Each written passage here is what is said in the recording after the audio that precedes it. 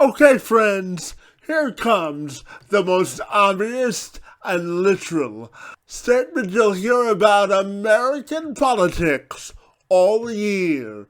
Americans are divided and nowhere close to closing the gap of division. The humankind capital of America is frayed and in a fragile state, which leaves us all pondering the question, can anything be done to close the gap of division in America and bring us closer together? Dr. Andrew Bard Schmookler is an award-winning author, summa cum laude graduate from Harvard University, and former Democratic candidate for Congress in Virginia's very red Shenandoah Valley.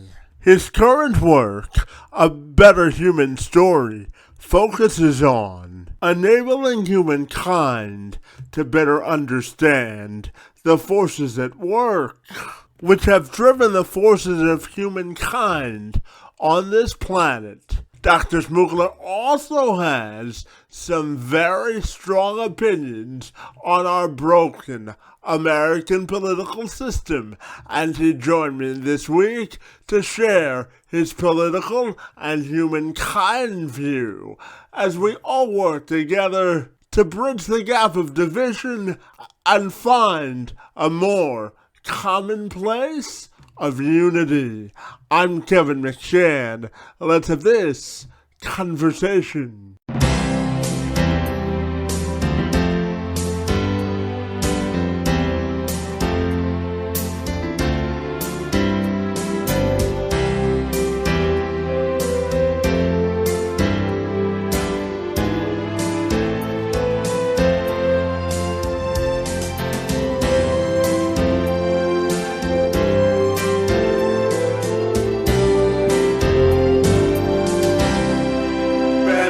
Well, if you're ready, Dr. Schmookler, I'll take a moment to welcome you to the program, and I'm super excited to learn all about your life work in politics and social studies. Good to be with you this morning, and thank you so very much for being here.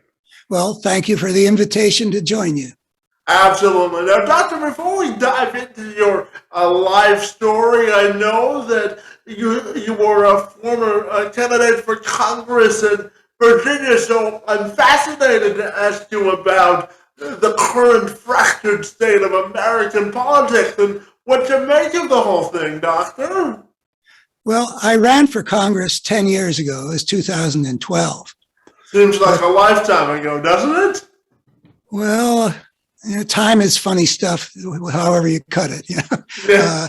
Some things that were long ago seem like just yesterday, and then there's all the ways that things change. But I think to answer your question, it might be useful for me to explain a little bit why I ran for Congress, because it wasn't something that I envisioned I would ever do. I was not a politician. My dad had told me why I wasn't cut out to be a politician, because he said, Andy, because you always insist on saying what you really mean.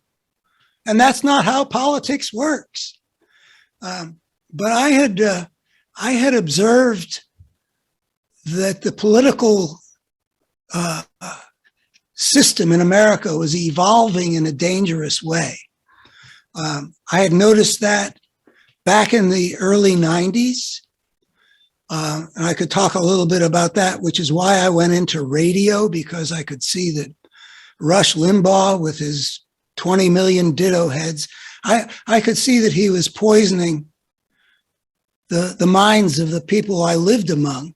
And I got to do radio in a very conservative area where I live. And I love doing that. We talk about politics, but we'd also talk about other questions of meaning and value that we face in our lives. And I grew to love the conservative, traditional people that called into my show. Not all of them. I mean, there was a mixed bag, but I saw a lot of virtues. And I thought, I thought that America was getting too polarized, but we needed to have dialogue across our disagreements and come to some higher wisdom together. But I saw then eventually, and there was a moment in 2004 when I saw that what had been happening on the right was very dark and very dangerous, and I took it upon myself to do what I do all my life, which is to think, to try to understand, and to write. I had my own blog, and I had 2,000 or 3,000 people reading me every day. And then I saw that in addition to what was happening on the right, there was something also wrong on the liberal side that made the liberal and democratic side of our equation kind of blind and weak in dealing with the threat that was rising. And that's why I decided to run. I kept on waiting for Barack Obama, who had excited me very much, to rise to the occasion and to deal with what was coming at him.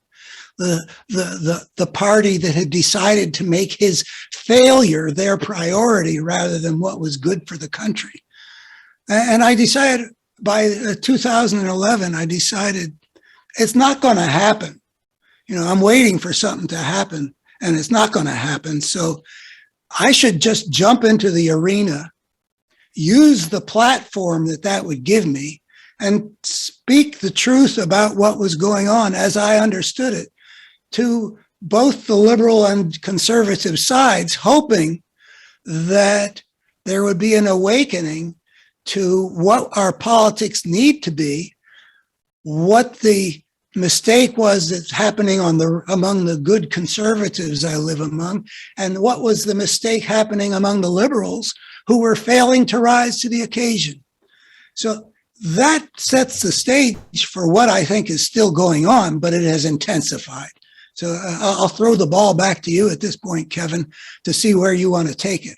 Yeah, and I appreciate you sharing that, Doctor. And I know, as you mentioned, you're currently focused on sort of what you still call the American crisis in American politics. And, Doctor, I look at American politics as a fractured state where, everything seems to be partisan and territorial. So where do you think the crisis began, and what do you think we need to go to fix it?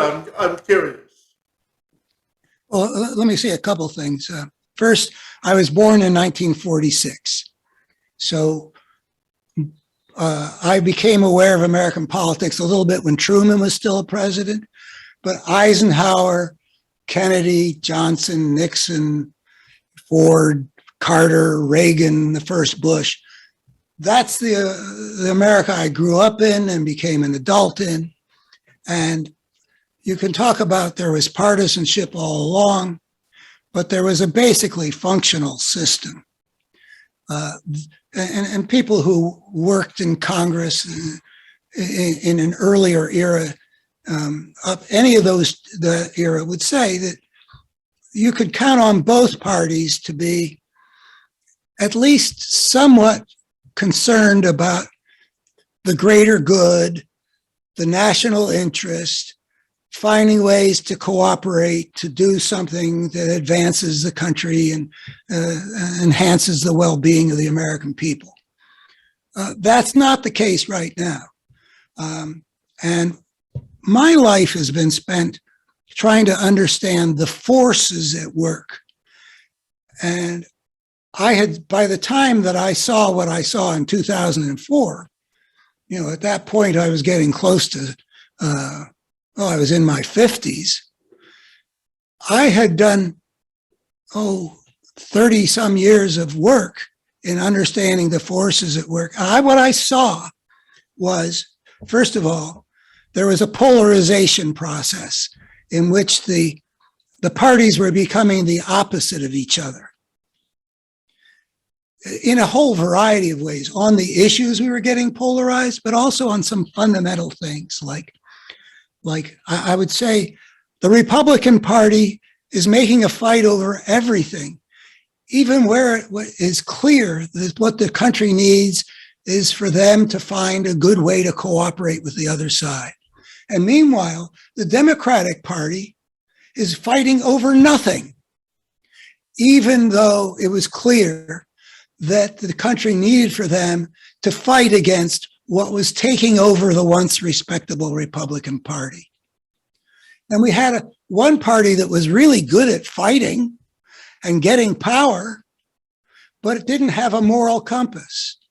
And the other party that was standing up for a lot of things that were good, that were being under attack, but was feckless and ineffectual in fighting the fight that needed to be fought. And so that kind of polarization is a way in which there's a kind of a force of brokenness that's been at work visibly in our country visibly to me for about 30 years, that has disabled us from being able to build the better future, to accomplish the good things that we can envision.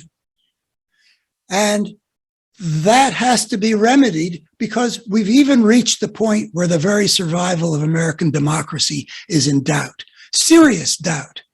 Very serious and insightful observers are looking at our political situation and thinking, by the end of this decade, we may no longer be a democracy, and maybe even sooner. It's a frightening proposition, isn't it, Doctor? Yeah, I find it very burdensome to look at the state of things. And my lifelong habit is to pay attention. I'm plugged into what's going on in the world. I don't have the capacity to tune it out and just cultivate my separate garden. So it weighs on me, continually. It's a source of great stress. I really don't want to leave to my children and grandchildren the world that looks like we might be leaving them. Yeah, absolutely. And I know your latest work, Doctor, is called A Bitter Human Story, where you explore humankind and the forces behind what makes it up today. So I'm wondering if you can tell me about your latest work and what inspired you to write it. Well, that does get us back to the issue of forces at work. And I had an idea in 1970 that changed the course of my life. 14 years later, it was published in a book called The Parable of the Tribes, The Problem of Power and Social Evolution. It was beautifully published by the University of California Press. It made a splash of sorts for a while. Won the prizes, got a full-page review in the New York Times. Anyway, that idea, I can try to explain the idea, but let me first, or rather, tell you a couple of conclusions that come from it. I think that I've proved, and I use the word proved to mean, after a half century of examining it, it seems to me that it holds water. I can't see how it can't be an important truth, but, proving is, something in mathematics that, is more rigorous and irresistible than what I can claim. But I feel that I've proved something from which it follows the first statement I'd like to make, that the ugliness we see in human history is not human nature writ large. In other words, this isn't the stuff that we've seen happening in the last 10,000 years is not a function of human nature. It's a function of something else, a force that emerges as a result of the unprecedented step of humankind took 10,000 years ago onto the path of civilization. And that leads to the second statement that I say follows from what I claim to have proved, which is any creature on any planet, anywhere in the cosmos, that takes the step onto the path of civilization, which means extricating itself from the niche in which it evolved biologically by inventing its own way of life. That's a new kind of life form.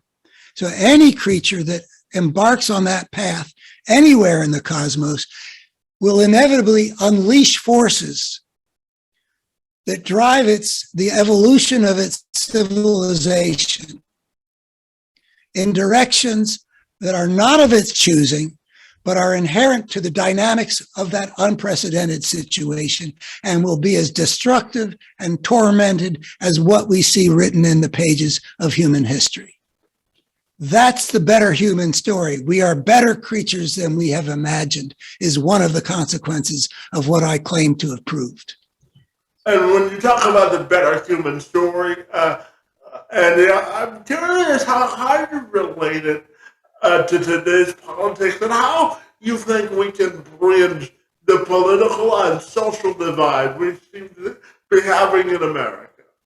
So you asked me, if I understood correctly, you asked me two questions. How does what I just said about the whole saga of humankind and civilization relate to what I said earlier about this polarization and destructiveness that's been unleashed through the American political system? That was your first question. That's right? correct, yeah. And the second question was, given that, how do we overcome this brokenness and create a greater wholeness again so that our political system is not expressing the worst, but the best of our potentialities? That was your second question, right? You got it, yeah. Okay. Well, let me deal with the second question really quickly, but we can come back to it, which is I want to make it clear that I don't have any magic bullets. There's a lot that's broken, and it's gotten broken because one side of our politics, the people have been persuaded to mistake the evil for the good, and the other side of our politics, the liberal side, has gotten itself into a frame of mind where it can't even perceive evil when it arises right in front of their eyes and hasn't got a clue about how to fight it. So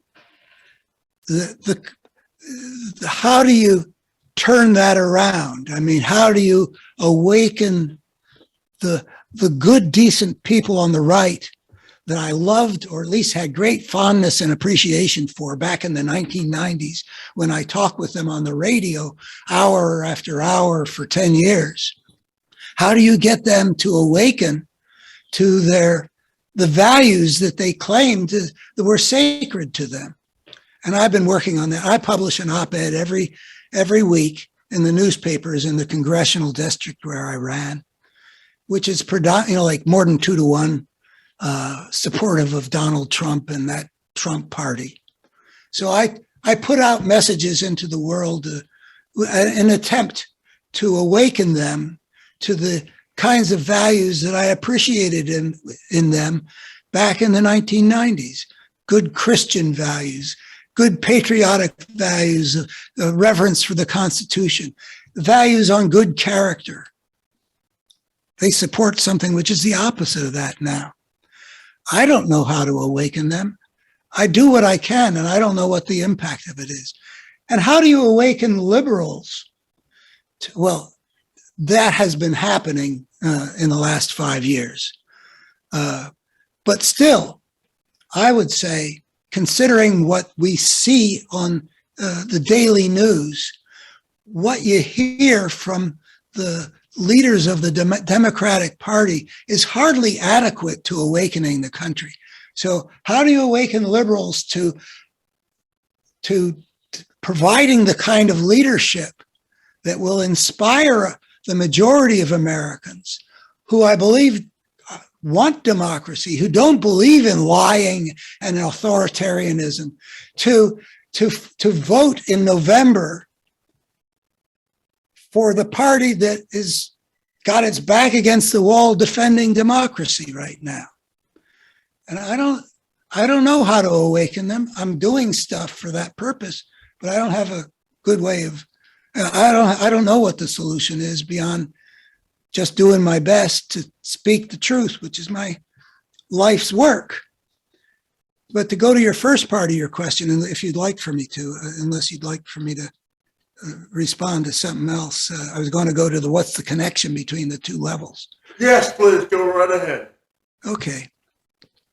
Well, I claim to have proved something, but I didn't go through the proof. One of the things I've learned in the 50 couple years that I've had this idea, and I've written it, gone to universities and given talks about it, and rewritten it. Like in the Better Human Story, the installments number 4 and 5 lay it out again.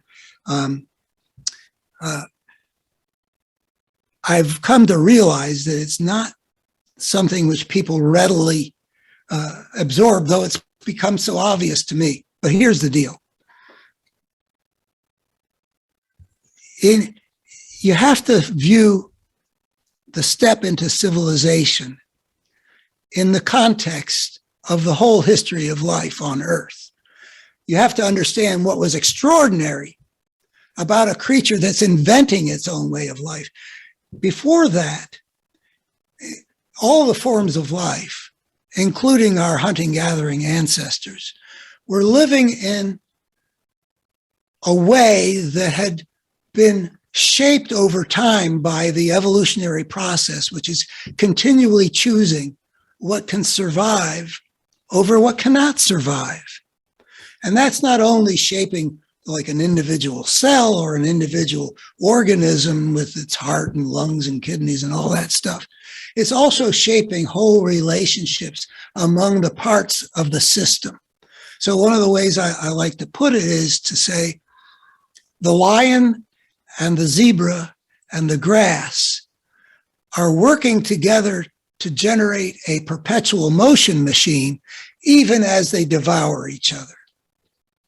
In other words, the relationships among those elements in an ecosystem are themselves, in a way, regulated by the selective process.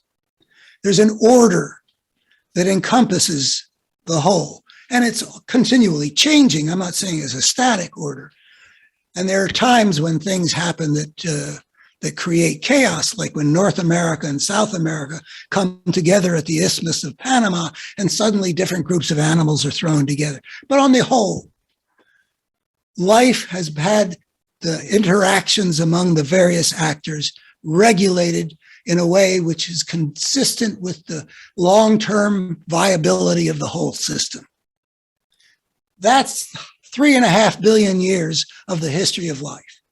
Then, the first creature to change that in any significant way is the human being. We are the first creatures who had the creative intelligence to start rearranging the whole deal. We start in little ways, like horticultural gardens to grow the food that we used to gather, or pens to herd the animals that we used to hunt. And we've changed the terms, and we've got these societies that are emerging in all the places where civilization emerged independently. A whole cluster of these civilizing societies emerged together. Am I doing okay in terms of the process of unfolding this? Absolutely. Continue. Okay, thank you.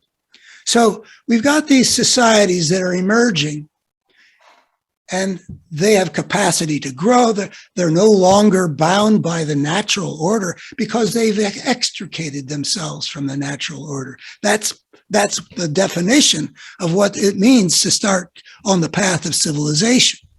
And there's no human order to say, oh, no, these are the rules and everybody's got to obey them, because it's just a a fragmented system. There's no way that all these societies emerging in Mesopotamia, where the Tigris and the Euphrates were, or in the Nile Valley or the other places on the earth, no way they could have all come together and say, well, we're going to set up some rules here about how we're going to interact.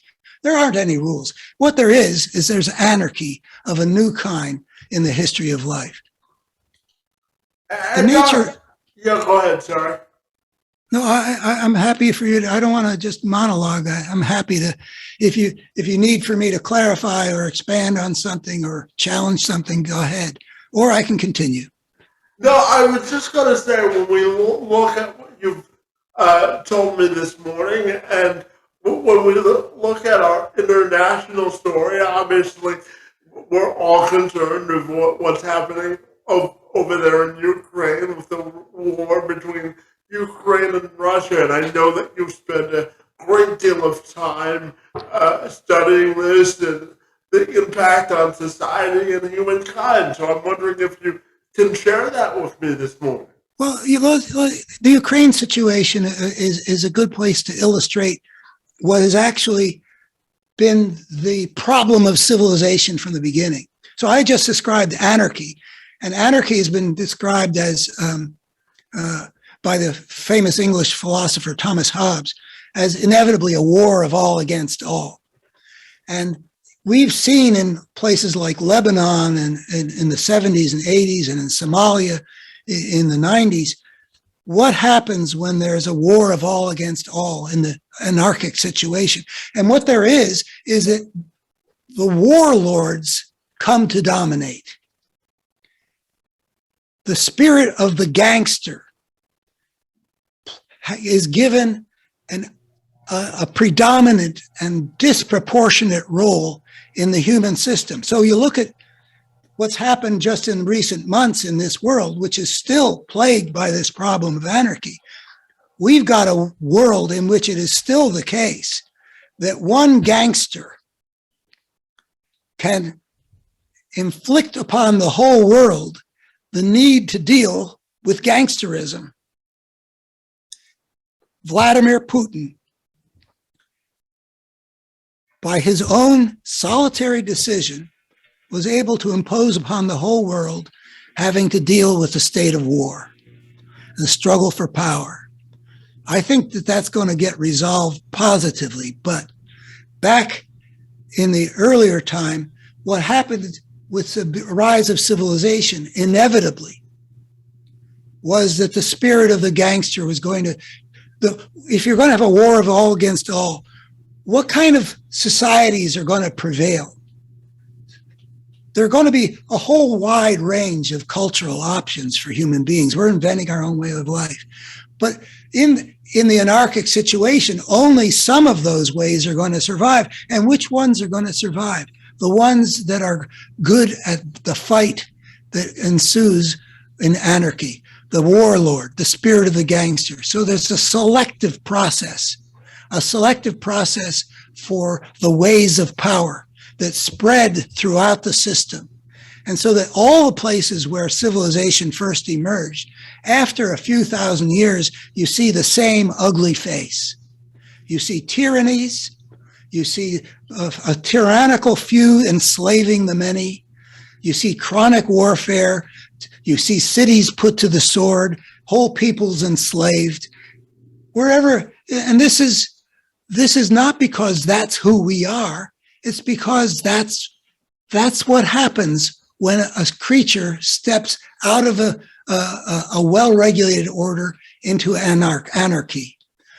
And that force of, it took me actually a long time to make the connection between that level and what we've seen happen in America in our time.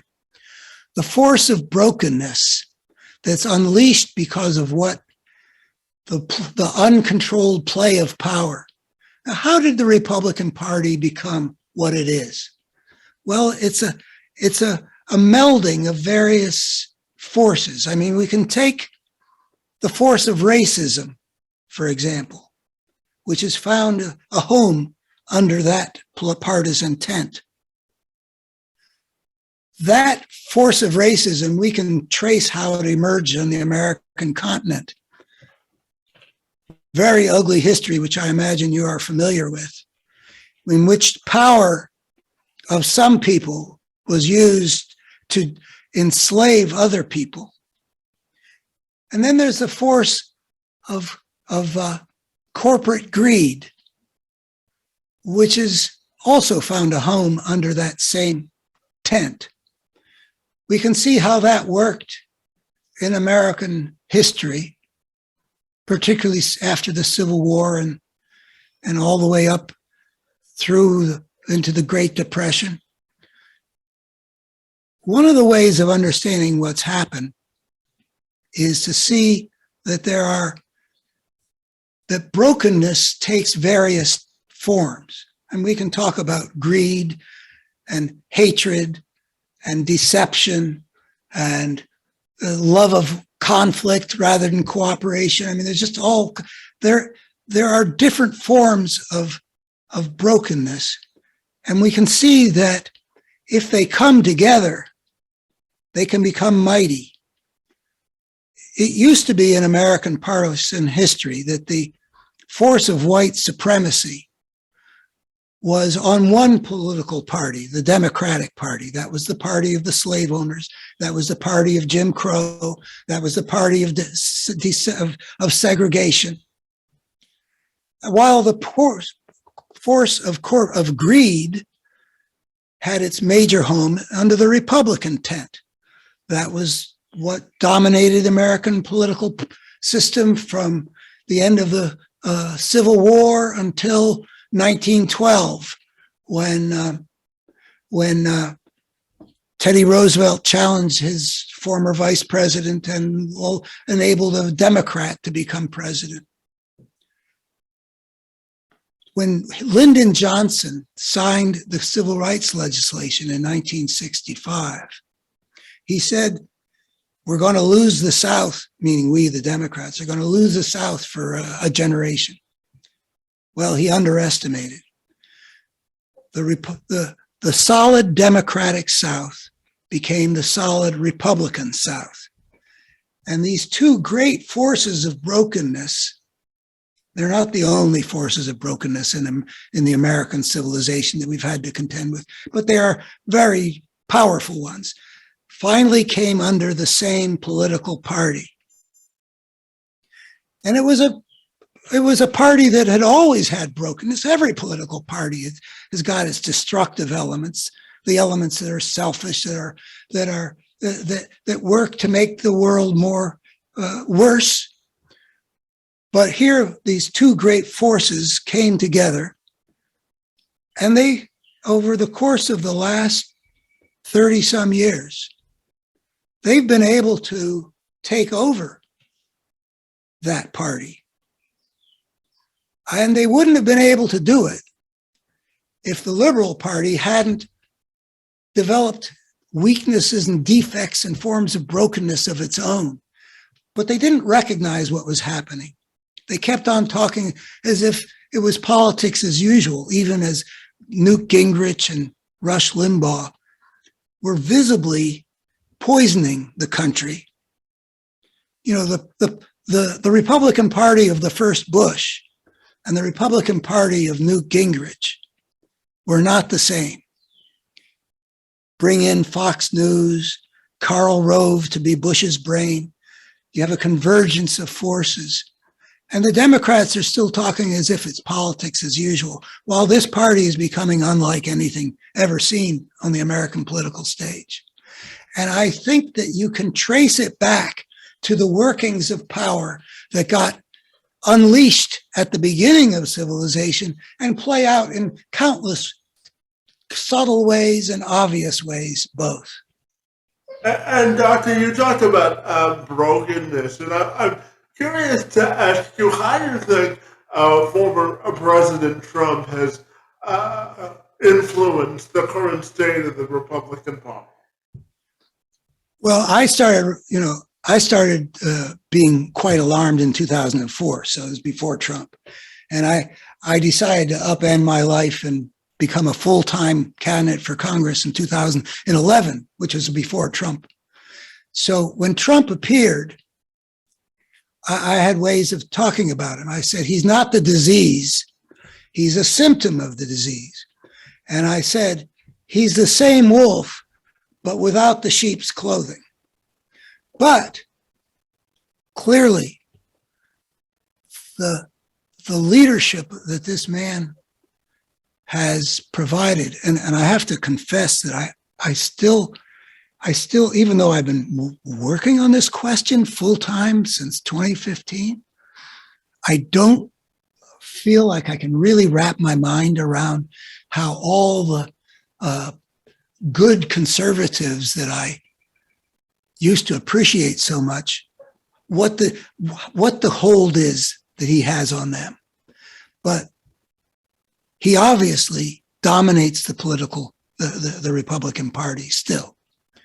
Not completely, but a lot. And it's also been very obvious that he exercises his power because of the relationship he has with the predominant core of the Republican electorate, the base. We know that because in the immediate aftermath of the insurrection, we know what the Senate leader, Republican leader McConnell said. He basically invited the Department of Justice to prosecute Trump. And we know from the released tapes and texts and such that the House leader of the Republicans, Kevin McCarthy, thought about Trump, that he should resign, that he talked about the possibility there might be a need for pardons, which means he saw there were criminal acts that had been committed by Trump and that he was going to ask him. We know what he thought. But what happened was, within a week or so of the insurrection, the Republican leaders who were ready to leave Trump behind and become the very dangerous thing they already had been before him, but were willing to leave Trump behind, found out that 3/4 of the Republican base were saying, we're with Trump. We're not with the Republican Party. If he goes off and starts his own party, because you've repudiated him, the message was to the Republican establishment, we're going with Trump and abandoning the Republican Party. So the role that Trump plays is that he has tapped into something within the majority of the Republican base. And I've written maybe, 15 or 20 pieces explaining that, but I'm still befuddled that, I know good people, and he is Trump, they're loyal to Trump, and Trump is so obviously not a good man. And I know intelligent people on the conservative side, and they are believing things that are so obviously false.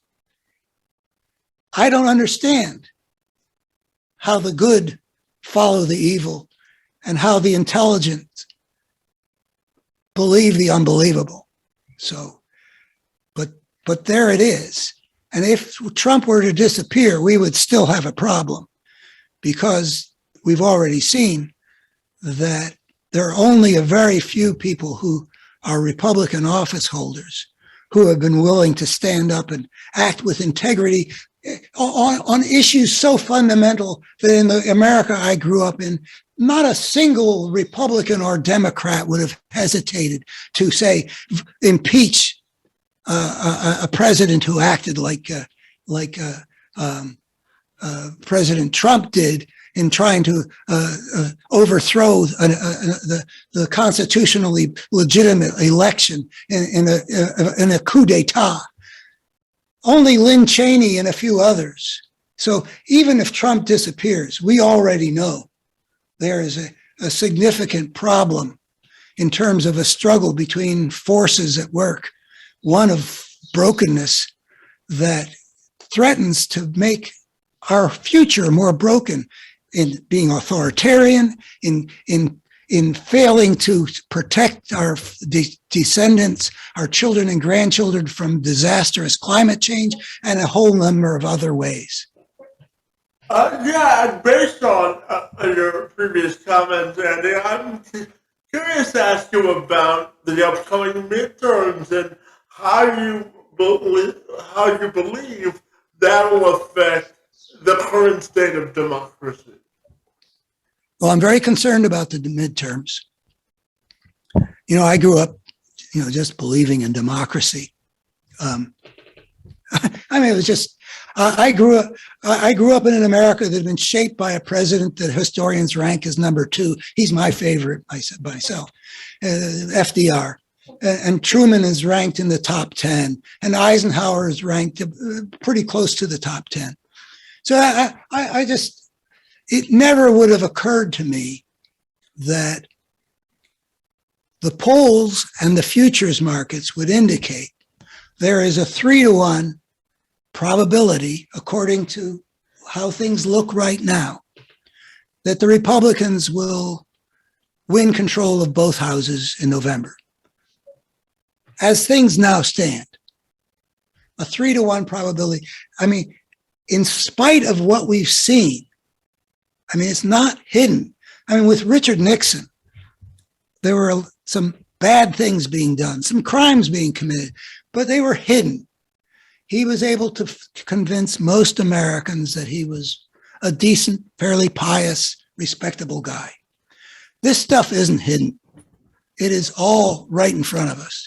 And yet, there's a 3-to-1 probability that the American people are about to hand more power to a party that's just quite out in the open, disenfranchising whole swaths of vulnerable Americans, setting up election systems where the will of the people, if they should happen to lose the election in spite of disenfranchising voters for the other side, the will of the people might get thrown out by corrupt secretaries of state or state legislatures.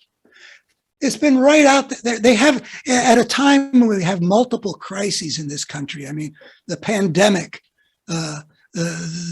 Ukraine, the survival of American democracy, an economy that was on the ropes from the pandemic. At a time like that, they choose to make their priority the president's failure rather than the success of the country. That is so indefensible. Yet, it looks like the American majority is poised to hand them more power. And many observers believe it could be game over for American democracy if the Republicans get control of Congress in this coming election. But there are 3 things that might change the dynamic. And I don't know if you want to have me unfold those 3 things because I don't think the game is over, or if you want to take me in a different direction. No, please. What are the 3 factors that you believe that may be in play? Well, within a couple of weeks, we're going to have the Insurrection Committee, which has got 2 Republicans, the ones with integrity, on it. And I expect we'll hear plenty from Lynn Cheney. They, I think, are doing their best to hit the ball out of the park in their presentation to the country. I don't know how good their best is going to be. I'm very impressed with Jamie Raskin, and I'm impressed with Lynn Cheney. Jamie Raskin is on that committee, and he's a former professor of constitutional law. They are going to show the country a very dramatic picture of something happening that would have been unthinkable to Americans of all political stripes a generation ago. I don't know how many people are going to attend to it. Well, I was an adult when the Watergate hearings happened, when Nixon's goose got cooked, and the whole country. I don't know what the numbers were, but it was a national event. Will this be a national event? Will Americans watch it? And if so, with Nixon, a lot of things that were hidden were shown. this is going to be stuff that if people were paying attention, they would already know. It'll be fleshed out more. It will be presented in dramatic ways. Is that enough to change things? Are there enough people who haven't been paying attention that they're going to know a lot that they didn't know before? Or will it be so dramatic that things that sort of came over day by day by day that didn't make much of an impression will be more dramatic because it's like watching a movie? I don't know, but it might. It might change things. If the American people, if the majority of American people sort of wake up to say, wow, this is not what we want to have given power over our country, this is not what we believe in, then the futures markets will be wrong about what's going to happen in November. That's the one thing that can happen. A second thing that can happen is, and I think that that nobody commands the national attention like a president of the United States. He's got the bully pulpit. He can step up. He can make news whenever he wants. Joe Biden has that bully pulpit. He could use it. He could piggyback on what the Insurrection Committee shows, use that as a way of saying, this is not the direction we want to go. On the other hand, he has not defended himself very well. There's a whole lot of Americans that are blaming him for inflation, even though that's all over the world. I mean, an American president didn't create this inflation. They're blaming him because we're not out from under the pandemic. Well, that's true all over the world too. I mean, you want an electorate that thinks, beyond, oh, am I happy with the situation? If so, I'm happy with the president. If not, then I'm unhappy with the president. I'll reject him and his party. We don't want that. But he hasn't defended himself all that well from, the lies and, stolen election. What is it? 60% of the Republicans right now think he stole the election. Are they going to listen to him if they think he's a thief? Anyway, I think he's done a masterful job in a couple of ways, but they're always behind the scenes. He's not charismatic. He's not Churchill to inspire his people to fight against fascism. And in terms of his character, he's much more of a nice guy. I mean, he's over there in Asia right now. I saw something about Biden's charm offensive. I mean, he's good at positive relationships. He was able to put NATO back together before the invasion of Ukraine, beyond what anybody thought would be possible after Trump. But what's called for now is for him to use his bully pulpit to awaken the American people to a greater danger to our constitutional order than we've ever faced. I don't know if he's got it in him, and I don't know if people will listen to him. So that's the second thing. It might work. I mean, he is credible. His decency, I think, is quite palpable. I mean, I was not a Biden supporter when, I wasn't his supporter when any of the times he ran. He wasn't my first choice. But he's a wonderful human being, apparently. I mean, I've heard from enough people who know him. Even Lindsey Graham said, God never made a better human being. Maybe that credibility will give him the leverage to get the American people to do what needs to be done. And then the third thing is, well, we know that the Supreme Court's about to overturn Roe versus Wade. That in itself would inevitably be a big deal, because a lot of people take a lot of things for granted until they're not there. But in particular, if the Alito draft opinion is the one that gets released, that is really a declaration of war. It is dripping with contempt. It is throwing down the gauntlet. It is treating with disregard everybody on the other side of an issue, which is basically a religious issue. It is imposing a religious point of view that is held by a minority on the majority. I don't know how that's going to play. I don't know how many people are going to get activated by all that. all the people who, women and men, who feel that, this is not something that the government should decide for everybody. Or this is a religious issue and we don't believe as Americans on minorities or even majorities imposing religious points of view on everybody else. I don't know how it's going to play, but it might be big. So those are the three things that I can imagine might change the trajectory of the election from where we are now, where it's 3-1. The Republicans are going to control Congress next January, according to the collective wisdom of the crowd on the futures markets. I don't know, but it might. I don't give up hope. I never give up hope. Yeah, it's important to have it. And, and right now the Democrats are in control of all branches of government, including the House and the Senate and the White House.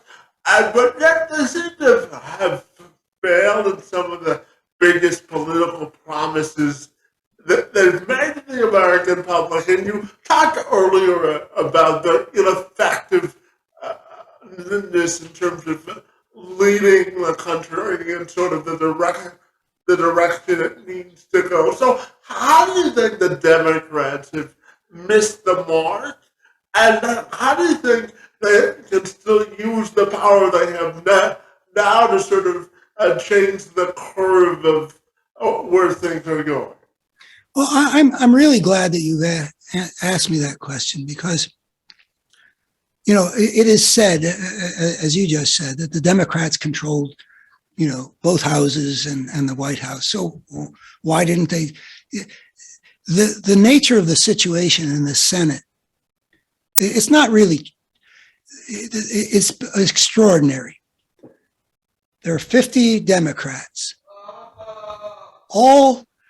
If it's true that they controlled it, if you say, if all 50 Democrats could act as one, then they could accomplish what they wanted to accomplish.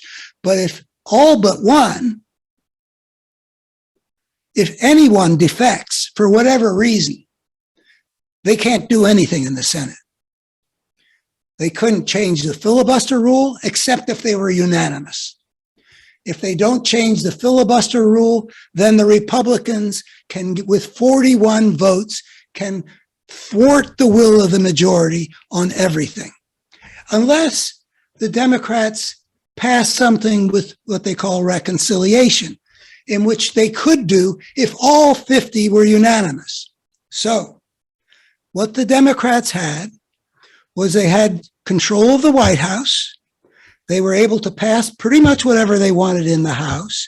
And then they got to the Senate, where they had 48 senators who were prepared to go with the team. 48 couldn't accomplish anything.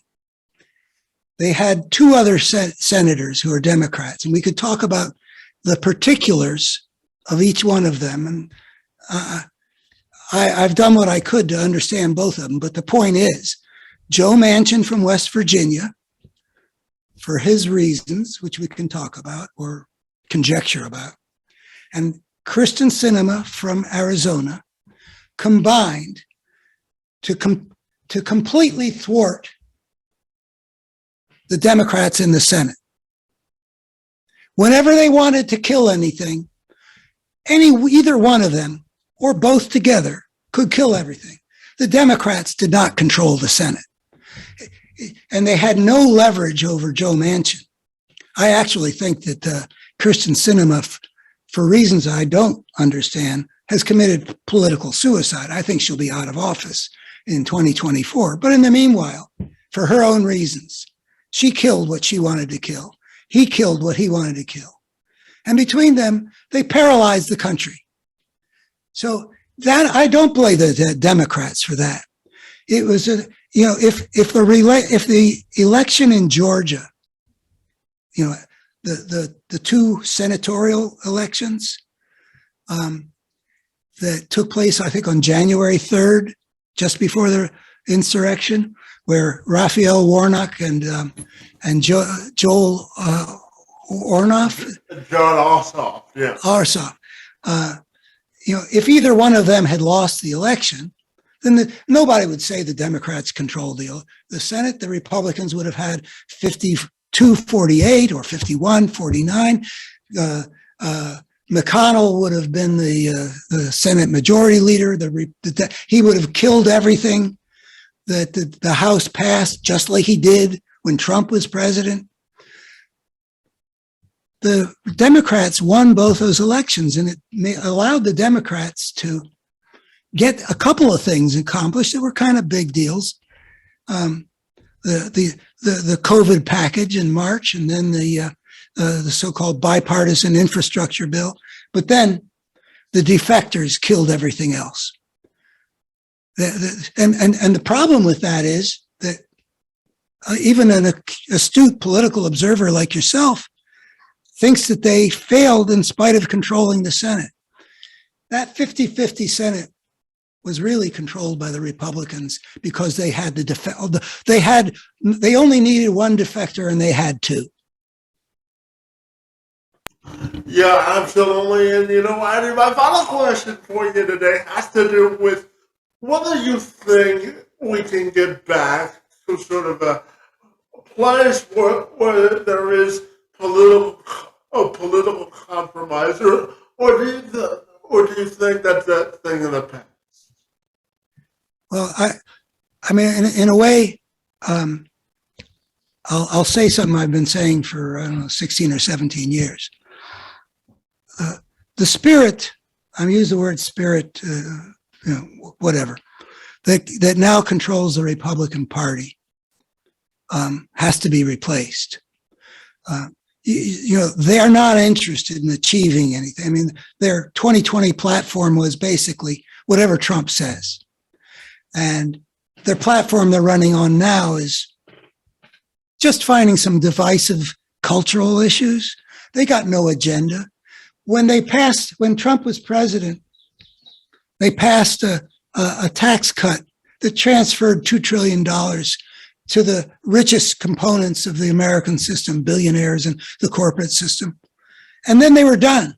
There wasn't anything else they wanted to do. They're not interested in policy. We used to debate policy. They don't talk about, well, this program that you're proposing in Build Back Better could be better designed. We'd vote for this if you change it this way. We don't have that kind of conversation. I think that what has to happen is that the Republican Party has to be put into a position where they either have to transform itself into a constructive conservative party or be driven into obscurity and be replaced by a different conservative political party that will be interested in doing the nation's business. I think there is no way to get from here to there without a transformation of the Republican Party. I read a piece in the New York Times over the weekend.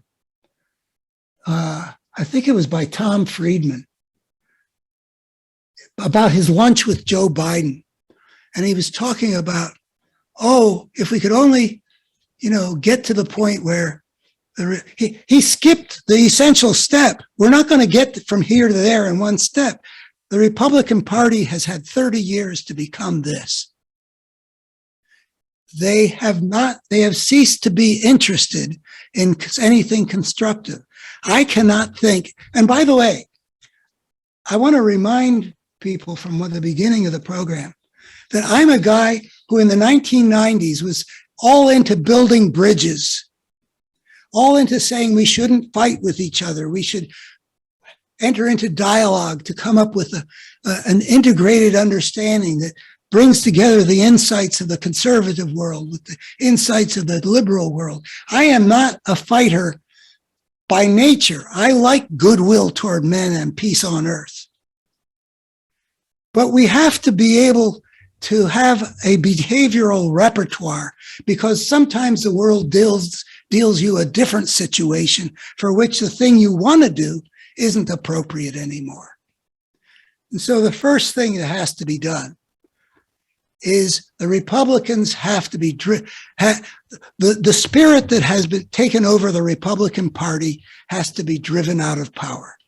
And if that means fortifying the good Republicans that are willing to act like Republicans used to act in the age of Eisenhower and even Reagan, then fortify them.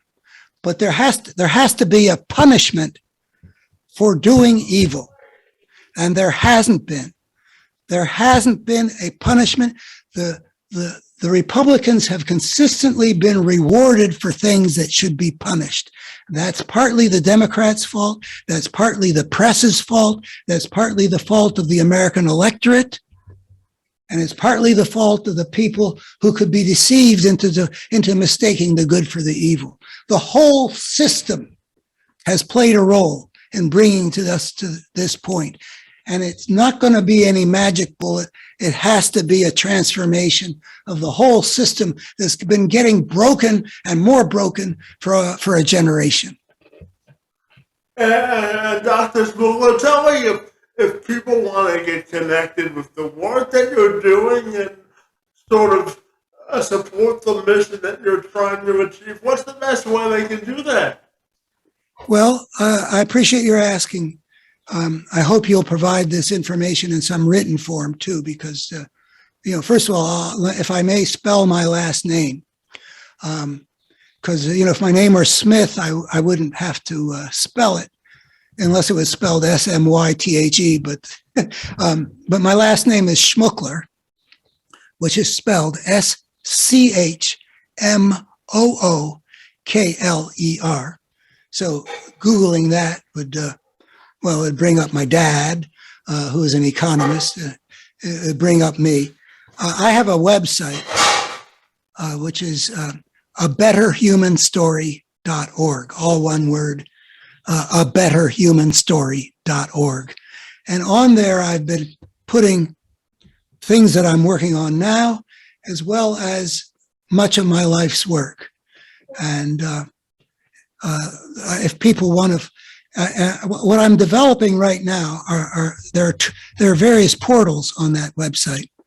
One of them is called The Fateful Step, in which I'm trying to develop in new ways both the ideas that swept me along on my whole life's mission starting in 1970 and the newer ideas that I've developed in the last 15 or 20 years, and the ideas I'm developing still. And I've put up a half dozen of the beginning things. So if people are interested in what I claim to have proved about the implications of embarking on the path of civilization, you'll find pieces there that are very much what I am feeling driven to get out into the world still. And the other portal that be of interest is I have a portal, a new one for my podcast. So as soon as you go live with this one and you send me a link, I will put up for people who visit my website, they'll be able to hear this conversation. And they'll see what else there is. I've been exploring a lot of things for a lot of years. I've got a passion for trying to understand what's going on in the world around me. I was given by this country and by my family, I couldn't ask for better opportunities to develop the tools that I've been trying to apply to understanding the world. And I've worked hard at it. It's been a labor of love. So it's my best shot. And I feel good about what I've done with it, but I feel like I haven't accomplished my mission in terms of getting out what I have to share. Well, I'm hoping that this podcast does that for you in some small way, Doctor. I really want to thank you for engaging in conversation. We covered a lot of ground this morning, and I certainly wish you the best of luck with your mission and trying to bridge the gap of division and political discourse in America. And I want to thank you for joining me this morning. It's most appreciated.